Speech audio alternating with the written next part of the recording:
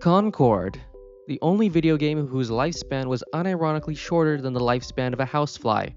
You know, every time I see a meme about just how short the shelf life of this game was, it just gets more and more surreal to me. Imagine pouring enough money into a project to feed an entire community for years to come, only for it to come out the other side as a pile of rice porridge covered in high-resolution gloss, then charge $40 for it when the people next door are just giving away gourmet cakes.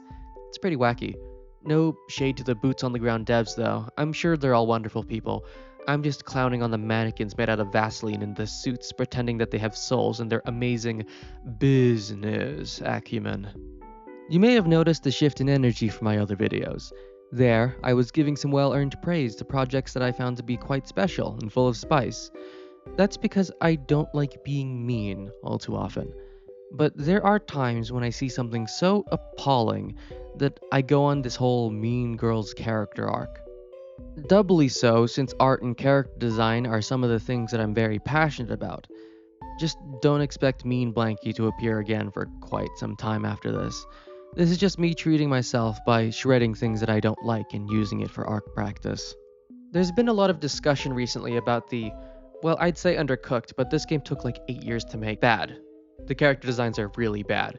At least the final result character designs. I was able to see some earlier concept art for one of the characters, and I can only assume that corporate committees got their hands on the work of the poor concept artists and got to work sandblasting away all the appeal and personality that, corporate usually does. The character designs from Concord kind of feel so bland to me that the first thing that came to mind when I first saw them was that you probably wouldn't even bat an eye if you were to search up copyright-free warrior clip art or astronaut clip art and find these designs there. These things feel just like something that you'd find on a middle schooler's PowerPoint presentation, much less a AAA studio with a $100 million budget. So much so, I'm deciding to coin a new turn of phrase to describe characters that look like they've been designed by a boardroom instead of an artist. Background core. Because every single one of these characters just exude massive amounts of background character energy. Not one of them actually seems interesting. It's like a hastily thrown together extra or a mook that gets killed off by the main villain to show off how intimidating, ruthless, and powerful they are. You feel me? But let's get right to the chase. I saw these horror designs a few days ago, and being someone who's into character design, I decided to throw my hat into the ring and get to redesigning some of these characters. Now, I'm no professional, but I do pride myself on being slightly above average in terms of skill. So what I'll do is that I'll show off some of the original characters' designs and then walk you through my train of thought when I go about redesigning them. I'll only do 3 because that's a nice, satisfying number, and I intend for this to be a real quick exercise in character design to get my creative juices flowing for when I design my own characters for my own game and projects like that. Now, I'm going to be incredibly mean when I take a look at these characters, okay? But if you're the original designers or someone who worked on this, just don't take this to heart. I'm critiquing your work, not you. I'm sure you're a fine person, and being an artist in the industry is pretty hard. However, that still doesn't negate the fact that these designs are just really bad. They are really bad. But that's what the critique is for. When I went about picking exactly who to choose for the redesigned shopping block, I decided to go for the characters I found either profoundly uninteresting or insultingly ugly to look at. So the first character I chose to tear apart would be this game's generic shooterman, Teo, who is quite frankly so absolutely boring to look at with so little going on that I was genuinely stumped for a while as to how to proceed with redesigning him. You see, when you go about designing characters for something like a game, form should fit function. Now, what do I mean by that? Well, in a game setting, the design of a character should be a reflection of the purpose of that character. What is this character's personality like? What is this character's playstyle? How do you communicate the important things for players to know about a character just from a glance? And in this case, how do you make your players want to play as this character? Teo here is the perfect example of what not to do when going about doing this. From just a glance at this character, you can tell exactly nothing about what this character's deal is, other than that he has what I can only describe as divorced dad energy. I mean, just look at him. He looks like he just came back from paintball after running over small children in his Honda Civic. He cosplays as a toilet bowl in his spare time and is somehow in possession of the last Google Glass in existence. I mean, he definitely looks like he'd be a generic soldier type character, but he absolutely has nothing that draws players in to make them want to actually play as him. The guy looks like a dweeb, and not even in an endearing or a charming way. And at the very least, that would be some kind of personality that you could be able to wring out of this homunculus. The only design choice that actually sticks out to me is his heterochromia, due to having a cybernetic eyeball. The actual neat part is that this ties into gameplay, with Teo's main shtick being that he can throw a smoke grenade and use his robot eye to see enemies through the smoke. Is this an incredibly lame power? Yeah, but it's still a little glimmer of design competence in this trash fire. It's like finding a nickel at the bottom of an outhouse. Let's contrast this with the gunny guy of Overwatch, Soldier 76. You see, the thing about Soldier 76 compared to Teo is that he actually has some kind of visual storytelling going on with his character design. He definitely looks like someone that would play like a Call of bootleg character, but he has design elements that make him stand out. For one, his old age, because unlike most Pixel Gun 3D style characters, Soldier 76 is getting on in his years and is physically showing that. Not only does this separate him visually from his contemporaries, but it can also be interpreted as some kind of commentary on the more traditional style of shooter. Getting on in its years, but that doesn't mean it's not as effective as the new blood.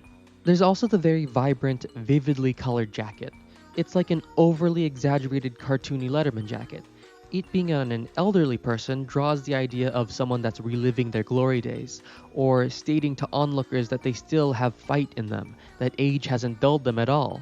And then there's his visor, hiding his face like a special operations mask, giving him an air of professionalism. But then there's also the technology aspect to it, which can suggest that he has some kind of ability related to his sight.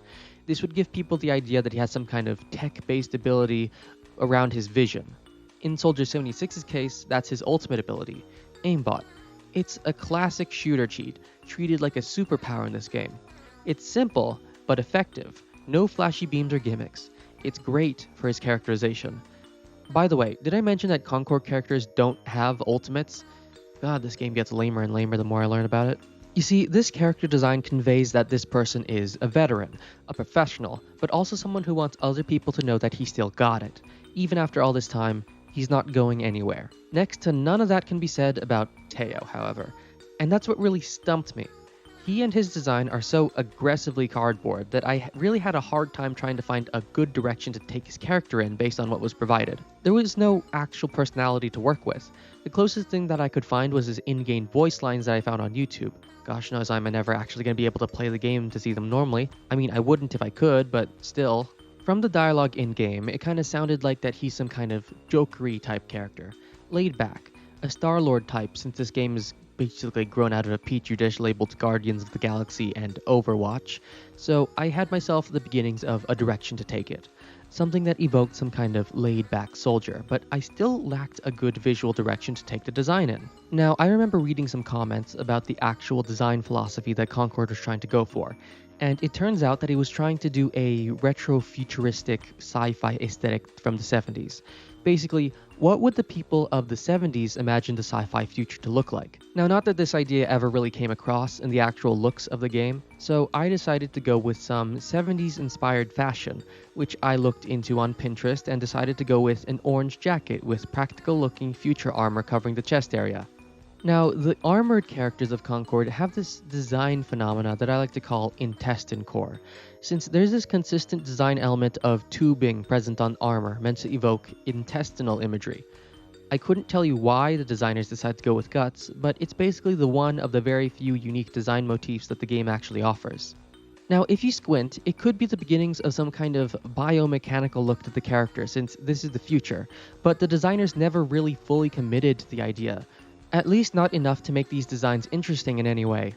To start off, we had to do something about that awful armor and fashion sense, so I decided to throw away the toilet armor with its +5 visual design metaphor, replacing it with some kind of actual, functional looking armor, and giving him something to wear over it, something that would help show off his more jokey personality. Like I said before, I would add in the 70s inspired orange jacket to replace that basic orange tee. I also got rid of his basic fingerless gloves and made them cover up a lot more of the body, like some proper arm guards. Makes him look more like an elite future soldier rather than someone that just shoulder checked a restroom stall, complete with brown pants. The face was one of the parts of this design that needed changes the most. being just some guy that you'd find off the street without any unique signifiers or features that would intrigue players enough to want to play as him. I thought about his cybernetic eye and how it would let him see through fog, and thought about leaning into the cyborg aspect of the character and exaggerating that idea a lot more.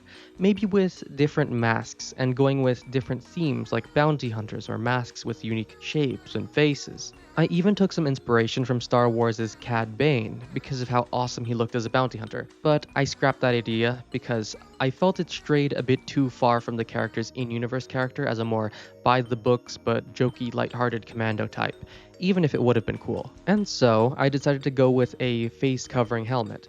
The idea spurred on by the notion that this character was meant to be some kind of Star-Lord type character, and using a futuristic visor that would help convey to the players that he had some kind of visual power that involved the technology in his helmet. It would add to the roguish charm of the character, while still not saying that he's someone that's a criminal, acting outside of the law. The mask could suggest that he's being funded by some kind of corporation, or someone with influence and mysterious interests, or something like that. I attempted to iterate on the design quite a few times, inspired by different things, one being Gabrielle from Ultrakill, and the other being Sharkface from Red vs. Blue, because I love the way that their helmets looked. They definitely looked cool, but that was when I was hit by a pang of inspiration. It was like poetry. What better way to dunk on Sony and this design than by giving reverence to the late, great Japan studio, slain valiantly in battle by corporate greed and short-term profit-seeking. I would use Astrobot as the inspiration for this Redesigns helmet, an iconic character from a studio with heart, coming to help mend the design of a corporate character I'm already forgetting the look of even as I'm reading the script right now. And here's my final design. I added in a grenade belt with yellow highlights onto the grenades to help draw attention to the idea that this character's main abilities are grenade-oriented, and a holographic eye glow that was added to the belt buckle to help give the midsection some more spice and hint at his other ability. I'd say that I did a pretty alright job on this one. My second redesign would be for the character that I felt the most personally offended by, De Veers, the character with simultaneously the most going on, but also the most egregiously offensive on the eyes to look at. Now before we break the design down, let's look at their abilities and purpose as a character. De Veers was supposed to be some kind of area control character, using chemical weapons to create areas of fire to deny enemy mobility and inflict some burn debuffs. They had a grenade launcher that was more like a loogie launcher based on what the footage on screen shows off, but it was more like a direct hit weapon that made people directly hit suffer fire damage over time. Now this is all well and good. The premise was that this character would wear something like a hazmat suit since they deal with deadly chemicals all the time. It only made sense. And hazmat suits are a type of suit that you have a lot of creative liberty to go around when designing them. You have the ability to interpret them in a bunch of different ways with things like gas masks, armor attachments, mechanisms of dubious purpose, whatever. And the intestine motif that some of these characters would have would match well with the character's chemical weapon aspect if you leaned into the biomechanical aspect of it, like some kind of biohazard appearance. And what did they do with this cool premise? Tupperware Warrior. Riveting. But I, for one, would like to know the purpose behind the apparent toilet plunger sticking out of their backpack and collection of roller skate wheels in their side bag. Like, does this person have like a Heelys collection or something? When I started working on this character, I actually iterated through 3 designs total in order to get to my final draft. At first, I interpreted this character's personality as some kind of trickster, someone with a bag of tricks to mess with the enemy, messing with strategies and getting people off their game. I also had the idea of having big gloves to exaggerate the protection from harmful chemicals. I also wanted them to be nimble, quick, someone that got in, committed some sabotage and then got out, but was pretty squishy to compensate. And for some reason, I was really motivated to make a jester character because I found the look cool as a design choice, inspired by Mirage Prime from Warframe, complete with a modified jester helmet with an integrated gas mask. But unfortunately, I had to scrap it because it was brought to my attention that this design strayed way too far away from the original intention, so I had to start all over.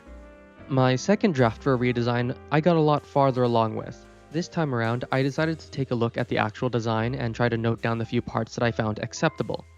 One was the idea of a helmet designed for protection against chemicals, but the shape of the helm and how it was proportioned when put next to the rest of the body was just so incredibly lame that I decided to rework how the entire suit looked. I went for a much bulkier frame for this character, giving off a greater air of someone that you wouldn't want to mess with, someone that knows what they're doing. I also made the visor of the helmet opaque, so you couldn't see what was inside. I would struggle for some time trying to get a good color scheme going for the helmet, but I settled on the reddish pink. The ambiguity added to the mystery or intrigue of the character, sorta like the pyro from Team Fortress 2. But the thing is, this design still lacks something that made it stand out from the stereotypical space soldier, so I went to make their weapon something that could stand out. And then I remembered the design of Yang from Monty Ohm's Ruby, who used a pair of gauntlets with integrated shotguns that blasted whenever she punched something. I loved the idea so much that I would integrate it directly with Devere's uninspired chemical grenade launcher, making it into a gauntlet weapon that you could aim and shoot at mid-range, but it also doubled as a proper melee weapon, where if you punched an enemy, a particularly effective chemical napalm effect would be applied. It just worked. But the thing about this design is that the silhouette of the character was still pretty generic. It didn't stick out as much as I'd like it to, with the only exception being the grenade gauntlets that I found to be quite inspired, if I do say so myself. And a major complaint that I had with the characters of Concord was that the character proportions were all way too similar to one another. They had very little diversity in body size, build type, gadget design, anything that would make a character stand out from the others based on silhouette alone. They were all too baseline human shaped to be heroes for a hero shooter. Just look at the characters of Overwatch and Deadlock to see what I'm talking about. I decided that this complaint also applied to this character design. It was better, but it wasn't pushing the boundaries enough. This was fine with Teo because he was supposed to be the generic gun guy, but this was supposed to be one of the more interesting character kits, so I scrapped this iteration and then I started all over. The third iteration of my redesign would focus on making a much more unique body shape. I was searching Pinterest for some design inspirations when I came across Isolde from AFK Arena. The design aspect that I liked the most was the choice in his head shape because the helmet as well as the chemical tubing all around his head just made him so interesting. So much more interesting, I decided to implement a more exaggerated tubing into this design, complete with all kinds of small chemical vats poking out of their body as storage for the chemicals. And these tubes would then plug into the chemical gauntlet, feeding it with the chemicals that it would use. Side tangent here, but I always felt that the aliens in Concord were just so profoundly boring. There was no sauce whatsoever here when it came to the creation of these aliens. I get it, they were trying to make them human-like not only for the purposes of motion capture, but to evoke the old 70s tropes of aliens just being normal people in rubber suits and makeup. But the thing about it is, even if it was intentional, what's intentional is still incredibly uninteresting. Like if you were to walk into a bakery and you brought to the owner's attention that a steaming hot pile of shit's on one of the plates and that's disgusting, right? And then the owner looks you in the eye and then he says, well, yeah, but that's meant to be there. You know, of course, you're gonna look somewhere else and maybe call a health inspector. Just because it's intended doesn't mean it's good. Anyways, since these aliens were so boring, I decided to be inspired by NRG from Ben 10, an alien made out of pure radiation that's covered in a giant metal suit for containment, to protect everything around it since being out and about in the world would just instantly give everything super cancer. And so, I thought I could apply the same kind of deal here with Devere's, now an alien that produces an abundance of lethal and extremely flammable chemicals whose appearance is obscured by the protective containment suit. It adds personality and context as to why this character plays/operates the way that they do. Now this is something saucy. Alright, here's a side-by-side comparison. Now let's move on to our last redesign.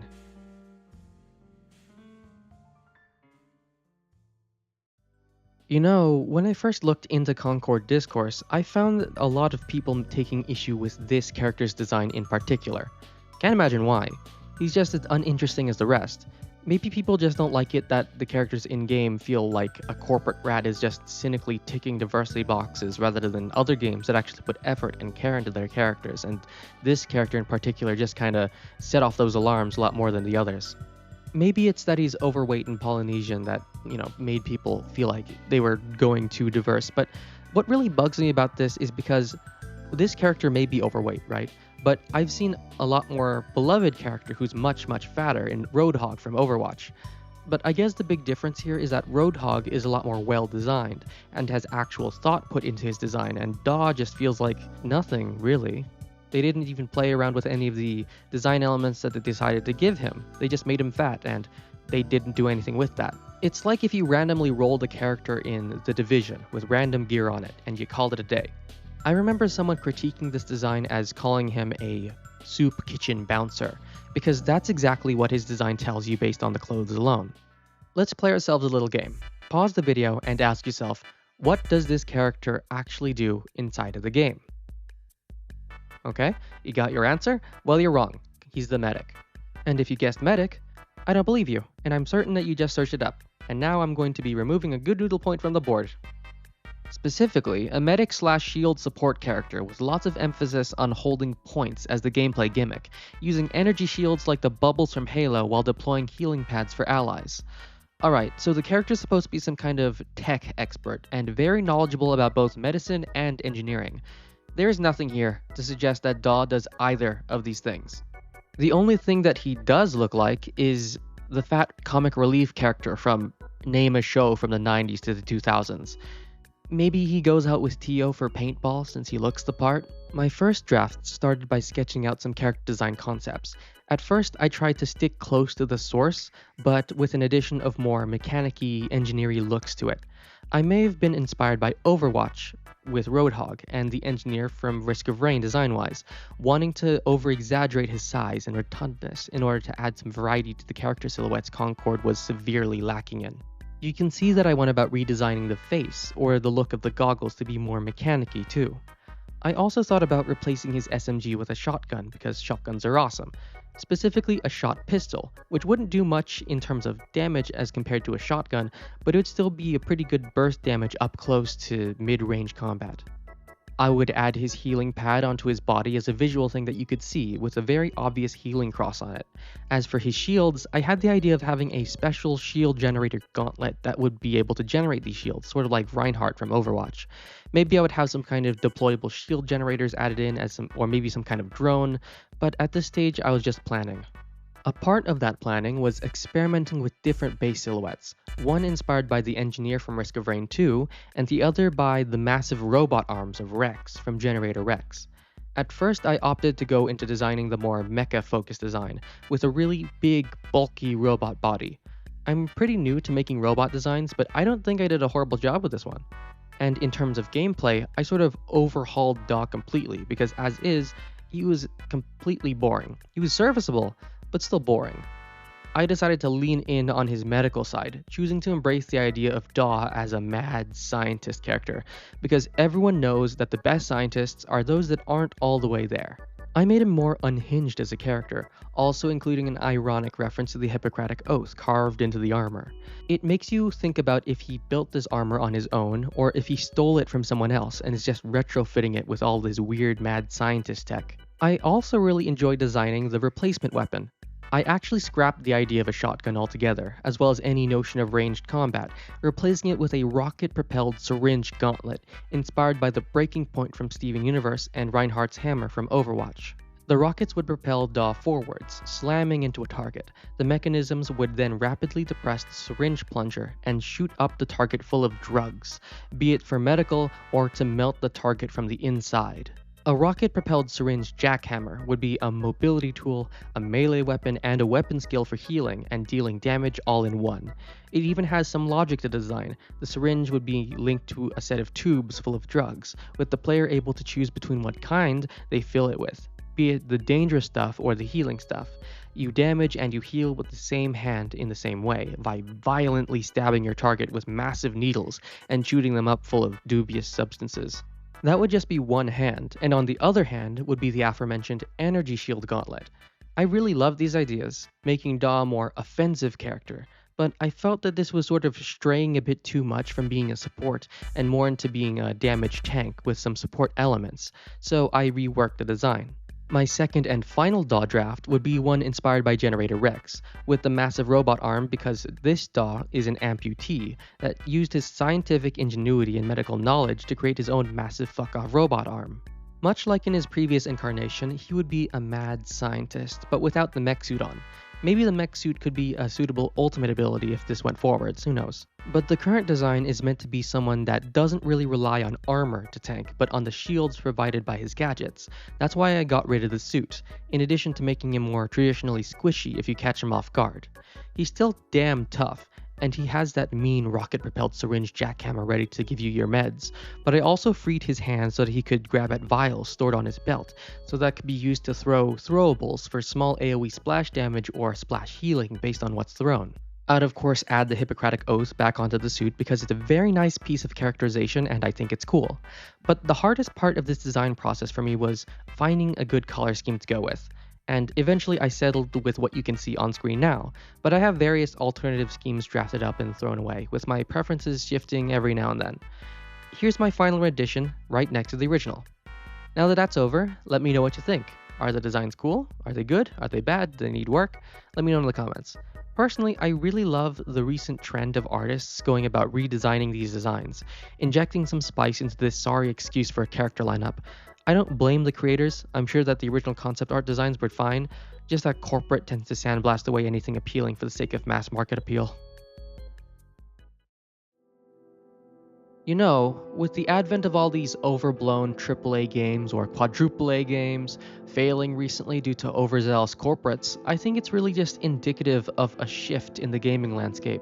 People are just starting to get extremely sick of these extremely sanitized, mass market appeal focus group tested games made not to be pieces of art or things to enjoy, but just a set of boxes to tick based on collected data to get the least risky yet most profitable product out there just to make some money.